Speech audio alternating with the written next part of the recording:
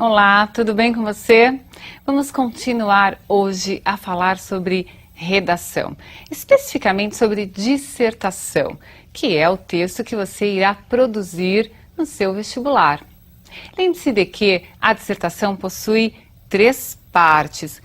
Trata-se de um texto formal, portanto essas partes deverão estar presentes, até porque você vai construir um texto a partir de um raciocínio lógico. Então qual é o raciocínio lógico? Apresentar uma ideia, defendê-la e depois fazer a conclusão de tudo aquilo que você expôs.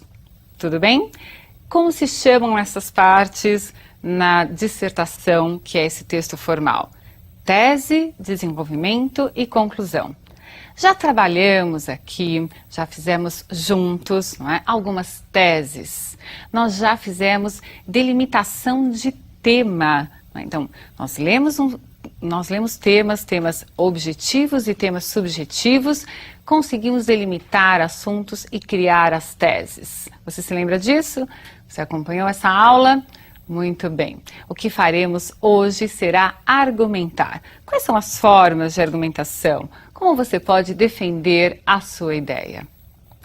Lembre-se de que tudo aquilo que você experimenta, as suas experiências pessoais, os filmes a que você assiste, todas as leituras que você fizer, né, leituras literárias, leituras não literárias, a leitura de jornais diariamente, a leitura de revistas, enfim, a sua observação, a forma de ver o mundo vai aparecer quando você escolher os elementos que colocará para defender a sua ideia.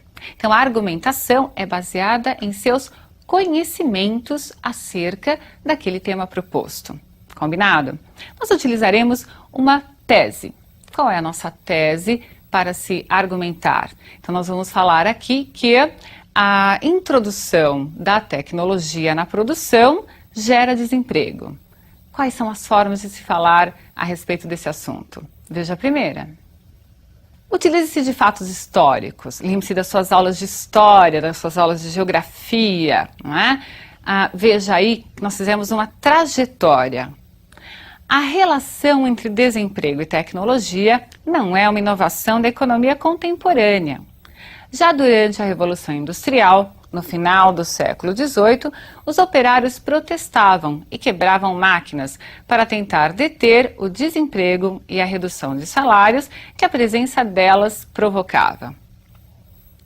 Com esse argumento, a ideia é dizer, veja, não é um problema atual, o desemprego que hoje existe há algum tempo e também pelo mesmo motivo. Qual é o motivo? A introdução das máquinas, da tecnologia na produção, na indústria. Essa é uma ideia para o desenvolvimento. É claro que você pode discordar, né? Você pode ter outras formas de ver esse mesmo assunto, mas estamos partindo de uma ideia, a ideia de que essa introdução gera desemprego. Vamos ver então outra forma de argumentar ainda sobre essa mesma tese. Veja lá. Utilize-se de dados estatísticos, né? Procure elementos atuais, informações talvez que você já tenha aí no seu arquivo pessoal, né? Nos quais haja a demonstração numérica da tese que você está defendendo. Então, olhe, observe. Uma análise dos dados sobre desemprego nas últimas 2 décadas mostra uma rápida substituição do trabalho humano por máquinas e equipamentos, cada vez mais presentes nas fábricas. Os trabalhadores na indústria, nos anos 80, representavam mais de 40% do total de trabalhadores.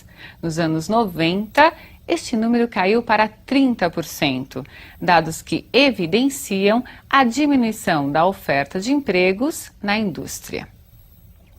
Muito bem, se você pensar, né, no número total de trabalhadores na indústria existentes no país, essa redução de 10% é uma redução importante e considerável. E no texto, na nossa argumentação, atribuímos essa redução à introdução da tecnologia nessa indústria, né, no meio de produção. Entendido? Então, essa foi uma forma de argumentar a partir da afirmação inicial. Vamos relembrar qual é a tese. Leia novamente na tela para que você acompanhe os dois últimos tipos de argumentação. A introdução de tecnologia na produção gera desemprego. Veja, você pode então utilizar mais duas outras formas. Você pode utilizar mais várias formas.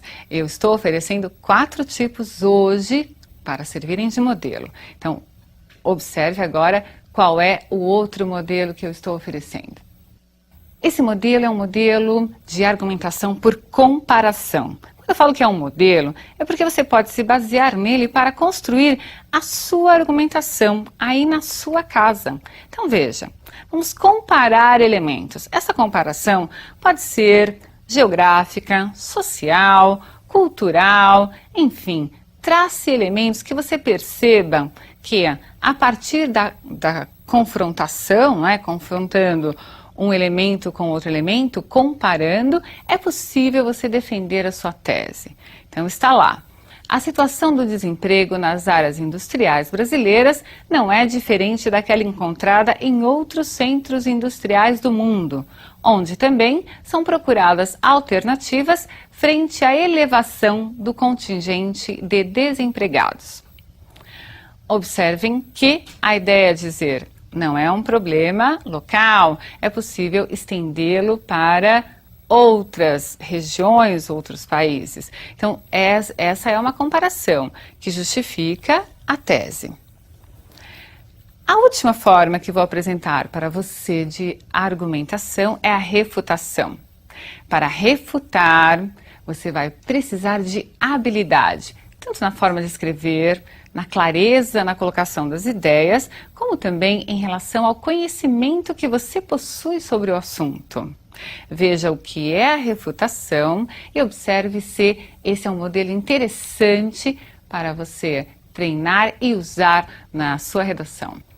Lembre-se, estamos falando que a tecnologia gera desemprego. Vamos refutar, vamos duvidar dessa afirmação? Então, aparece aí. Podemos, entretanto, duvidar dessa afirmação.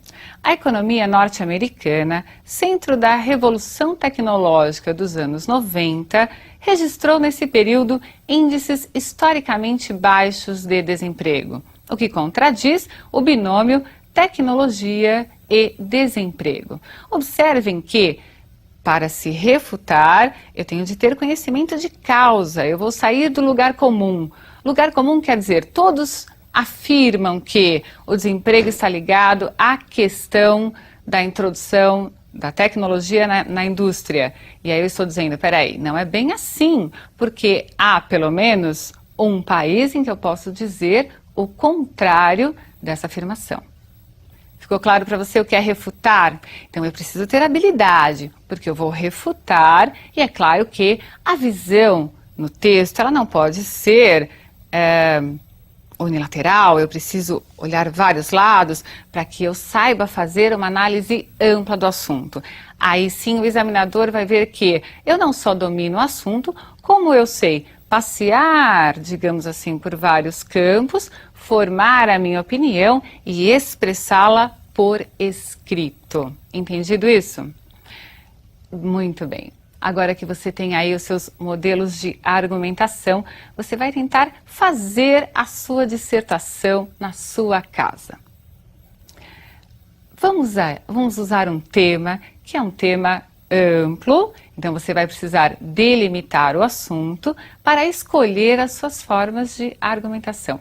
Primeiro faça a delimitação do assunto, redija a sua tese, apresente a ideia central e depois passe a argumentação. Tudo bem? Veja o tema. A religião e as guerras. O que você pode falar sobre esse assunto? Não é? A relação entre religião e guerra, quais são as possibilidades de tratamento desse tema? Delimite esse assunto, redija a sua tese, faça a sua afirmação central. A partir daí, lembre-se dessas formas de argumentar. Procure usar, então, dados históricos, procure utilizar dados estatísticos, procure utilizar comparações, enfim, misture até esses elementos que nós já vimos possíveis de serem colocados na argumentação. Entendido? Pense em aproximadamente 30 linhas, não é? Você vai precisar manter a chamada coesão textual.